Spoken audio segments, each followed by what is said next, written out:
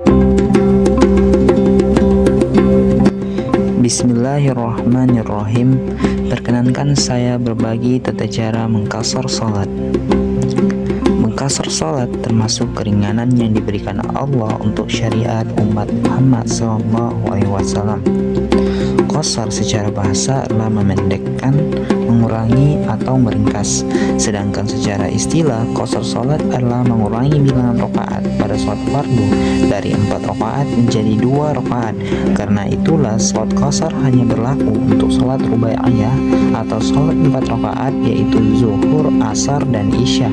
Sementara salat subuh yang jumlahnya 2 rakaat tidak ada ketentuan untuk mengqasharnya. Demikian juga salat maghrib yang 3 rakaat juga tidak ada ketentuan untuk mengqasharnya, dan salat sunnah pun tidak ada ketentuan qasharnya. Beda qashar dan jamak. Para ulama umumnya sepakat bahwa mengqashar salat itu hanya boleh dilakukan karena satu sebab saja, yaitu safar atau perjalanan. Di luar perjalanan, maka tidak ada keringanan atau kebolehan untuk mengerjakan salat dengan cara dikurangi rakaatnya dari 4 menjadi tinggal 2 rakaat. Perbedaan antara qashar dengan jamak adalah bahwa safar adalah satu-satunya penyebab dibolehkannya qashar, sedangkan jamak masih punya penyebab yang lain di luar safar, seperti sakit, hujan, dan lainnya. Hukum mengqashar salat. Di kalangan ulama terdapat perbedaan pendapat, apakah mengqashar salat dalam safar itu wajib, sunnah, atau pilihan. Pendapat pertama dari mazhab Abu Hanifah yang mewajibkan qashar bagi orang yang melakukan perjalanan yang telah terpenuhi syaratnya. Istilah lain yang sering digunakan adalah azimah. Dan tidak boleh sholat dengan itmam atau sempurna, yaitu menyempurnakan dengan 4 rakaat dalam keadaan tersebut. Bila dilakukan, hukumnya dosa.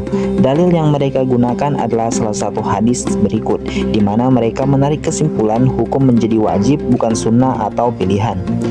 Dari Aisyah radhiyallahu anha berkata, awal mula diwajibkan sholat itu 2 rakaat, kemudian ditetapkan bagi sholat safar dan disempurnakan 4 rakaat bagi sholat hadar tidak safar. Hadis riwayat Bukhari Muslim. Pendapat kedua dari mazhab Malikiyah yang berpendapat bahwa mengqashar salat hukumnya sunnah. Dasarnya adalah tindakan Rasulullah SAW yang secara umum selalu mengqashar salat dalam hampir semua perjalanan beliau.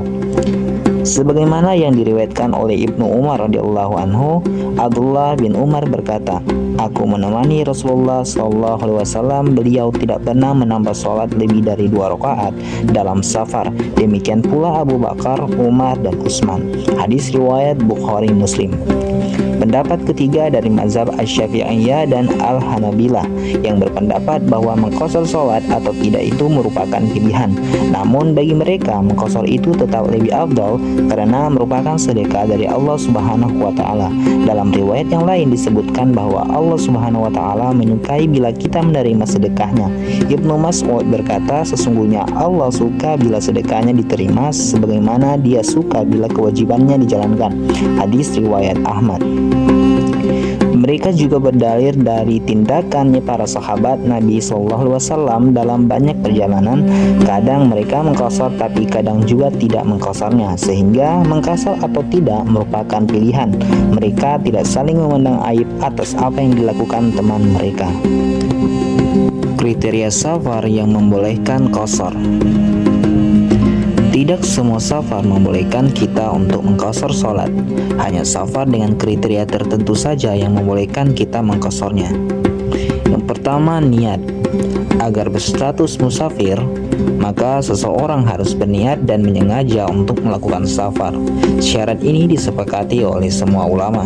Maka seorang yang diculik dengan paksa ke tempat yang jauh atau diasingkan ke negeri lain, padahal dalam dirinya tidak ada niat sedikit pun untuk melakukan safar, secara hukum syar'i bukan termasuk musafir. Niat untuk melakukan safar akan hilang ketika seseorang berhenti dalam perjalanannya dan mengubah niatnya dari musafir menjadi ingin tinggal dan menetap untuk seterusnya. Maka orang yang pergi merantau dari kampung ke kota Palu dengan tujuan untuk menetap di Palu juga dianggap sudah bukan lagi musafir. Dia menjadi musafir hanya selama di kendaraan saja. Begitu sudah sampai di kota Palu, maka dia bukan musafir lagi. Yang kedua, jarak.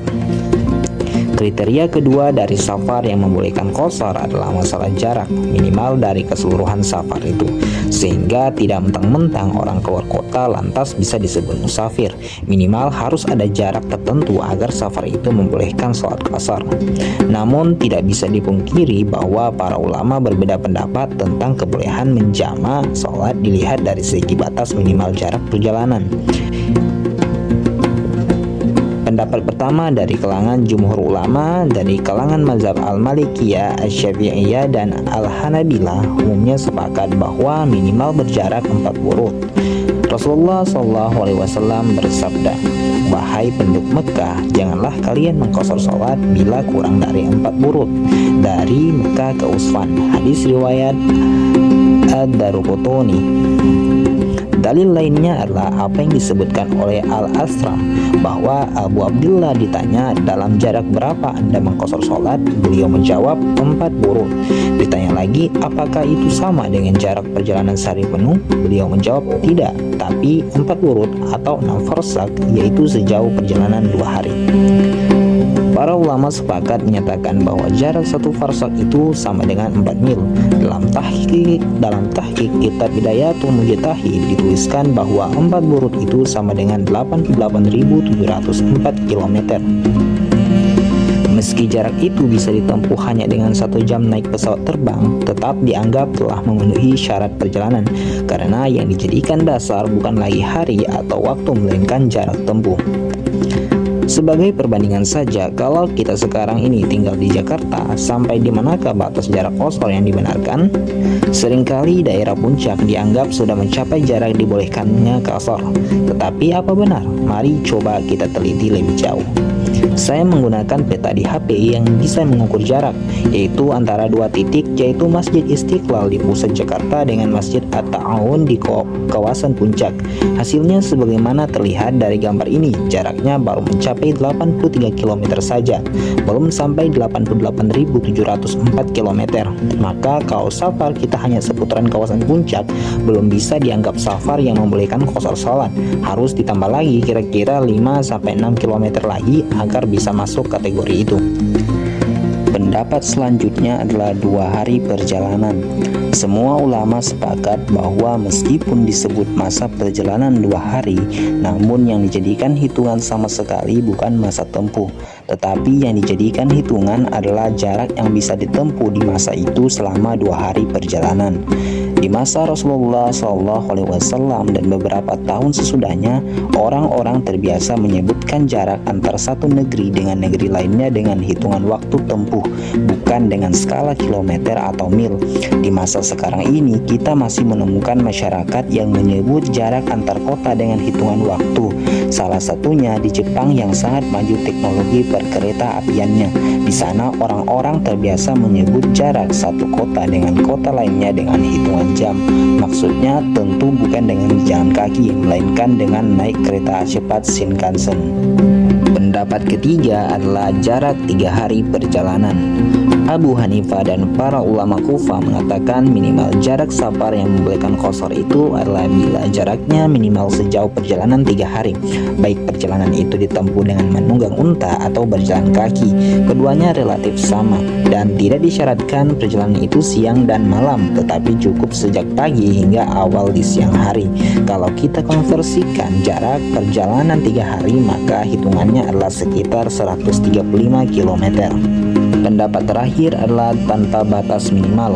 Ini didasarkan oleh mazhab Zahiri mengatakan tidak ada batas minimal seperti yang telah saya sebutkan di atas. Jadi mutlak safar artinya berapapun jaraknya, yang penting sudah masuk dalam kriteria safar atau perjalanan.